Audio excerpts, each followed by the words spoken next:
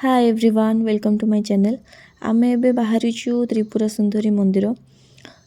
त्रिपुरा सुंदरी माँ सतींकर डाहाण गोड़ ये पड़ी ता परठू ये त्रिपुरा सुंदरी भाव में से पूजा पाउछंदी। 51टा शक्तिपीठ भितर ये गोटे शक्तिपीठ।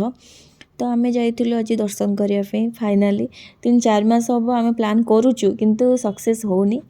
आज हठात गोटे घंटा भितर आमर माने प्लान हैला आ आमे रेडी होके आसिलु। मंदिर जाइके देखु तो गेट रे ताला पड़ी। जन को पचारिबारु से कहला कि आज खोलिबनी काली की खोलिबो। तो सुन के बहुत दुख लागिला। आ कोन करिवु सेठी ही बसिलु।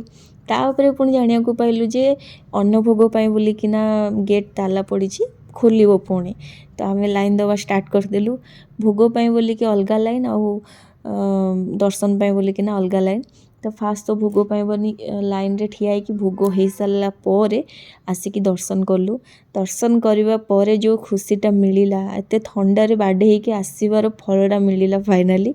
तापरे चंदन लगी टिके फोटो फोटो उठे वीडियो टिके बने एमती पूरा मंदिरटा टिके बुलिलु। बहुत ही बढ़िया लगिला।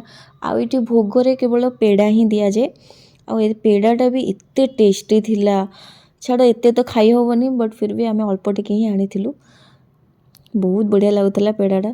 तापरे महादेव को भी दर्शन करिकिना प्रसाद खाई ता पाखरे ही गोटे मंदिर पाखरे गोटे पोखरी थिला। सेठी बहुत सारा माने बड़ बड़ माछ और कईंच थिला।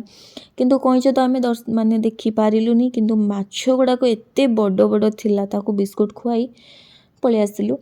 आमे सेठी ही रहिथिलु से रातिटा। ता पर दिन सकाळु बैक टू होम पुणी एते ठंडा बाप रे।